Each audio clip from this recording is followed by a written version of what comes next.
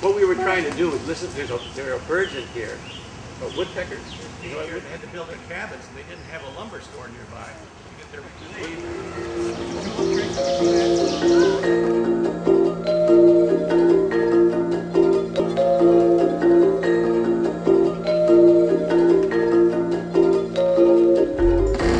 My name is Michelle Conyer, and I'm the supervisor of the Environmental Education Outreach Program for the Indianapolis Parks and Recs Department in Indiana, in the United States of America. And we have a very unique program that no other place in the world has. We have this mobile nature center. This is the second mobile nature center that we have created. This particular program takes the environmental education lessons to the children in their schools.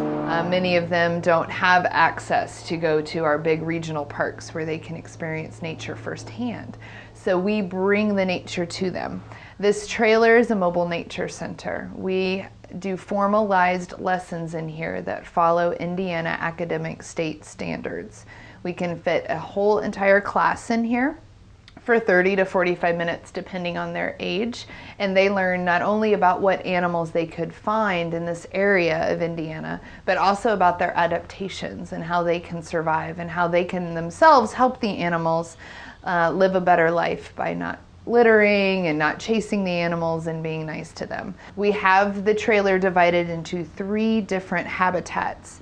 We have a backyard habitat down here, a forest with the creek here, and then on the other end is a deep water habitat such as a pond or a lake.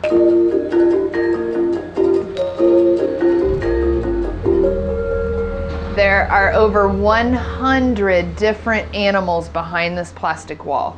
Many of them are very small little insects, some are quite large like the raccoon. We, of course, have other wild animals in the city, but we couldn't fit all of them in here. This trailer is intended to be used for at least 10 years. And we designed it in such a way that even if the same children come in here year after year, we can teach them different things. I tried to make it where each square foot in here, in that square foot, I could do a 30-minute lesson throughout the whole display. So we have very minute details in some things like the bug damage that we created on the tree leaves to talk about how insects use trees. I mean, every little detail was very much thought out, so that there's lots of interesting things to talk to the children about. A few of the things in the trailer can be changed out. Again, the main exhibit took over a year to make, so none of us have time to spend a year every year to build a new exhibit. This whole project was brought to us by a grant. As you can imagine, this can be quite expensive to build. So the United Water Company, which is an international company that does water treatment throughout the world, sponsored this trailer for us to take to schools. I can talk about anything. We can talk about wildflowers. I can just talk about trees. I can talk about sexual dimorphism, such as ducks exhibit here in Indiana with the male and female looking different. We even have fossils in the creek, so we can do prehistoric lessons in here as well. We have insects, mollusks, crustaceans, annelids, mammals, amphibians, reptiles, the whole deal. Every day it's a little different. Today I went to a school that I go to every month. They only see the trailer once. All the other months during the school year I actually do programs in the classroom with the students and their teacher.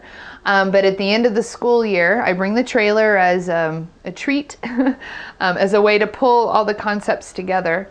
In a typical day like today, I did 6 programs, 6 45-minute programs. So I did 7. I did 4 in the morning and 3 in the afternoon with a very short lunch. And I bring the kids in here, they sit down on the bench. I have them be quiet and pay attention as best they can this time of year. And I give them the formal lesson. And then, this is the important part, and the part that's the most fun, is that they get up and they can explore as if they were in the forest. And they can find the animals themselves and point that out to their friends and ask questions. It is rather exhausting. Imagine spending your day with 250 kindergartners, all sweaty and smelly in here. 250? Well, throughout the day, yeah. It's a big day for me. Yeah, when I do a a full day at a school. I can see between 200 and 250 kids in one day. But it's really fun too. And like today, since I've worked with these children over the whole entire school year, it's very meaningful to me that I can come in here and just point and they know what everything is. Yeah. And one class had just went to the State Museum last week, and the teacher said that many things they saw at the museum, they said, Miss Michelle taught us about that. I know what that is. Miss Michelle told me. So, and this side of the trailer are all interactive exhibits. So these are the things the kids can touch.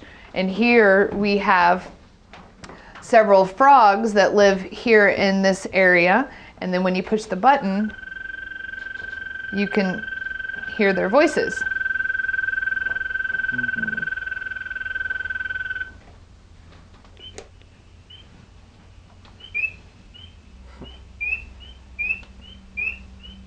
It's attractive for children. Yes. Oh, I know. They always want to push the buttons. And then here, this is for a little bit of an older audience. This is comparing what a well-maintained, non-polluted stream would look like in Indianapolis as opposed to a polluted stream.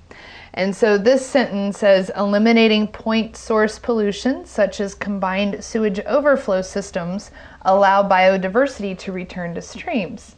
And the kids push the button, and you can see how here sewage is spilling into the creek, but here it is not. And we have a little frog and some nice flowers. Healthy riparian habitat with native trees and plants support diverse populations of animals. So here we've got all these native trees that provide not only shelter but also food to many animals, and here you can see the trees are dead. And then this button talks about power plants. This power plant utilizes clean green technology and cleans its smokestacks so that the pollution doesn't leave. This one here does not. I like to call this my Bush administration power plant, and this is before Bush and after Bush. That doesn't get you in trouble. And then in this picture, we see that land use is very important to keeping streams clean. Here we have a golf course, which is the worst way to manage property around water because of all the fertilizers that they use cause a lot of problems. Here we have a natural prairie, which not only keeps pollutants from getting into the water, but actually traps the soil so we don't have erosion and stream problems with all the sediment. And then here, we have a little girl that's enjoying a day down by the creek reading a book with her feet in the water. And here we have a sign that says, please do not get in the water. So this is for our older audiences. And then next year we're going to do a good schoolyard and a bad schoolyard. And the year after that we're going to do a good backyard and a bad backyard. I designed this trailer with the help of my boss. I came up with some crazy ideas that he had to say, that's not gonna work. This down here are skeletons of different animals that live here in Indiana. And when you push the button, they glow. So these are different bones of animals. And the kids love this. There's a fish. And then we have tracks of animals that live here in Indiana as well. So all these animal tracks are animals that live here.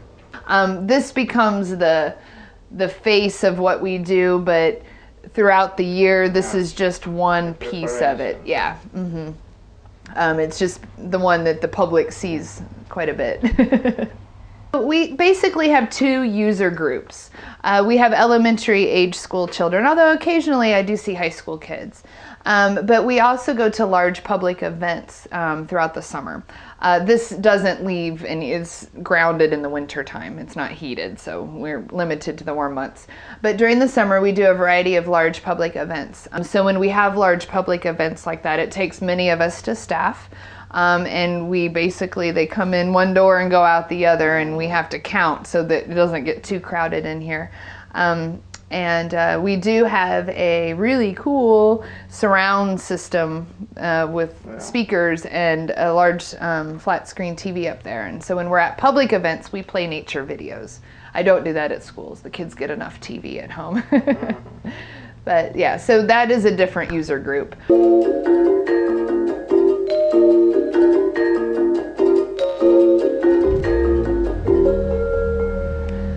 then I wanted to show you the things that we take into the classroom.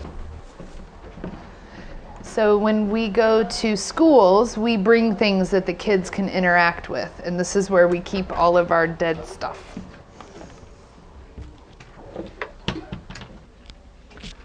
So these are all of our bio props. Yeah.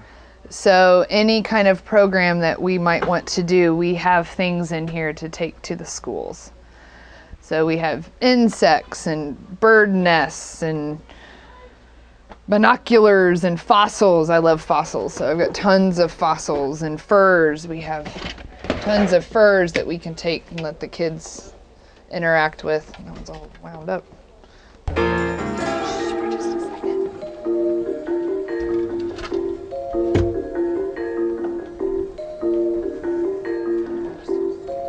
This turtle is 35 years old. She's great with children. The kid's a way to interact with live animals.